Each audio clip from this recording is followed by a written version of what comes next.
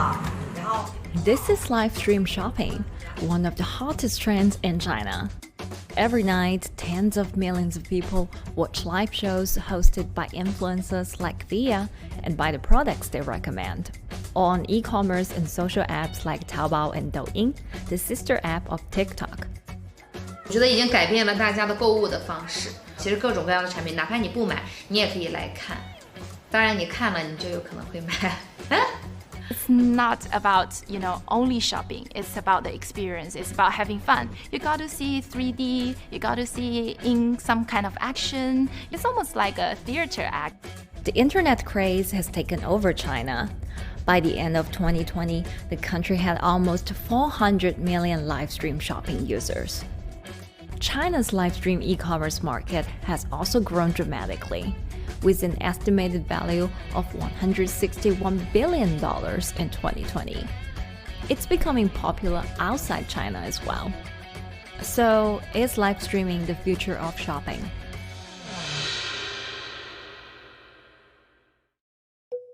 Live streaming is not a new thing. In China, it started in 2015 with the rollout of 4G. And it was first used for entertainment and socializing. Many live streamers performed for their followers or chatted to them, making money by receiving virtual currency and gifts. In the West, live streaming is mainly the domain of avid gamers. In China, it's broken into e-commerce. China actually has a very big e-commerce empire, so it uses these super apps, what we call that you have payment, you have search of information, you have recommendation system, and you have huge amount of goods available on the platform, and as well as a lot of consumers. So with this advantage, they merge these features of live streaming to make the influencers actually sell goods. Here is a perfect choice: nice neutrals, beautiful print, nothing overwhelming, and the warmth and comfort of flannel. This is item. Traditional TV shopping involves a one-way direction, whereby a host introduces a product, demonstrates certain things, and say, call this number or something. But live stream shopping is live. That in itself is a very, very big difference that causes different psychology. And live stream shopping is a very entertaining way of actually engaging someone else. When you shop, actually, this live streaming video will continue. It will minimize into a corner, and you can buy the items and pay all on the same app. And after that, the live streaming screen will just enlarge by itself, and the promoter will come back to screen. So it's very convenient. Taobao, one of China's biggest e-commerce platforms owned by tech giant Alibaba, added a live streaming function in early 2016. In the following years, other e-commerce and social platforms like JD and Douyin also integrated this feature. 开头的时候还是有很多的挑战的，对画面的这个流畅，然后是否能够很真实的去还原商品，它其实在这个上面是有很高的这个门槛跟技术的这个卡口在的。不管是我们的这个用户的接受度，还是商家的这个上手的这个难度都很高，但是这几年下来，基本上难点在不断被突破的。Over $70 billion worth of goods was sold via live stream on Taobao in the year through March 2021. Latest surveys show that over 60% of live stream users in China were watching shopping shows, and over 65% of them shopped at least once via live stream. In 2020, live stream shopping got a huge boost during the pandemic, when millions of people were in lockdown and many retailers were pushed online. People, during the lockdown, felt like there's a need for more social interactions. This live platform creates an interesting kind of environment that gives people the sense that I'm actually interacting with you. And then live stream shopping brings in a lot more variety of things that people could buy and satisfy, the sense of losing control, especially during the pandemic. At the heart of this craze are the top influencers who have tens of millions of followers and sell products worth millions of dollars every night. They often use their star power to get bargains from retailers, which in turn boosts their own sales and influence. So if you think about China's live streaming, you have to know the king and queen of the influencers. The queen of live streaming, Via, she is actually having the biggest viewership and the biggest sales volume for a long time on Taobao platform. She can sell everything from like Gucci sunglasses, lipsticks, homes and cars. One time she offered her followers to go on a Tesla ride with her, and she even, for once, sold a rocket launch in her live streaming room for 40 million yuan. 接下来我们真的要上火箭。 The king would be Li Jiaqi, more widely known as Lipstick's brother. He used to be a cosmetic sales before he turned into live streaming e-commerce, and he knows a lot about the cosmetics. So he's the one that will actually put the lipsticks on himself when he's on the show. Top live streamers like Via and Li Jiaqi have become celebrities in China and can earn millions of dollars a year. Although not everyone can be as popular, mid-ranking live streamers like Tiffany still earn a good income through sales commissions.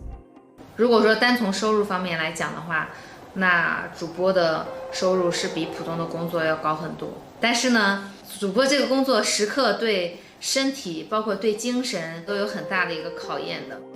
就是每天需要集中精力，然后长达5-6个小时，这种状态是很累的。而且这5-6个小时的话，你是脑子是不停的，然后嘴巴是不停的，然后手也是不停的，眼睛也是不停的。像我们做主播，不是说单一的只做直播一件事情，然后还会有选品的一些工作，然后还会有一些其他的事情排在里面，其实是没有个人生活的。那我觉得增强粉丝影响力的话，不是说某一件事情。可能今天做了什么事情你就增大了影响力，而是每天不断的内容的输出，粉丝不断的可能对你的了解，慢慢的信任你。里面有芝麻酱的味道，如果吃不习惯的话就慎买。A lot of successful live streamers are generally very good at communication. They're very good at articulating very simply what a product does, what a product doesn't do.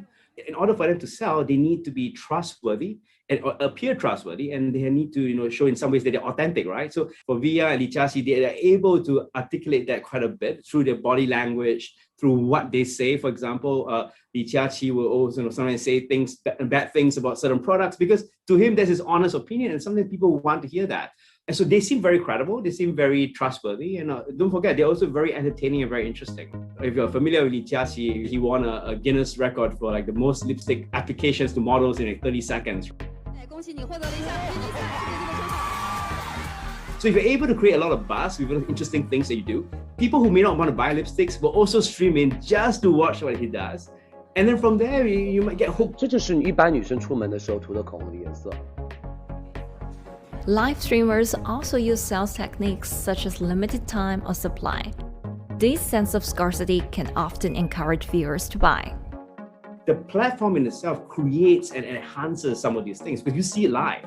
Something we call social proof has taken over, meaning that, hey, other people are interested, other people are joining in, other people want the same product. And they add it in the chat and they ask questions and they say, oh, I want this too. What happens then? It makes the whole product even more scarce. But it's not just influencers. Local farmers, luxury brands, even mutual funds have also started their own live stream shows. Working with very top tier live streamers can be risky.